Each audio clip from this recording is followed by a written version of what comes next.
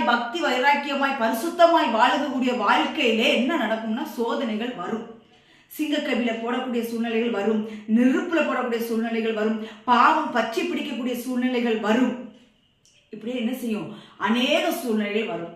நம்ம இந்த சூழ்நிலைகள் மத்தியில் யார் நம்ம கூட இருக்கிறான்னா தேவன் நம்மோடு கூட துணையா இருக்கிறார். சும்மா இல்லை, நம்ம கூட அவர் சும்மா இல்லை, நம்ம கூட என்ன செய்யறார், அவர் துணையா இருக்கிறார் என்று வேத வசனம் சொல்லுகிறது. இப்போ இந்த மெசேஜை கேட்டுக்கொண்டு இருக்கிறோம். ஆனா நம்மளுடைய வாழ்க்கையில பல கண்ணீரின் பாதைகள் வரும் பொழுது என்னத்தான் ஜெபிச்சு பார்த்தாச்சு, என்னத்தான் உபவாசம் பண்ணி பார்த்தாச்சு, என்னெல்லாமோ பண்ணி பார்த்தாச்சு, எதுலையுமே விடுதலை இல்லைன்னு நீங்க சொல்லி உங்க கால்கள் சறுக்கக்கூடிய சூழ்நிலைகள் இருக்கிறீங்களா? இல்லை, கர்த்தர் உங்க கூட தான் இருக்கிறார். உங்களுடைய தேவைகளை அவர் பார்த்து கொண்டுதான் இருக்கிறார்.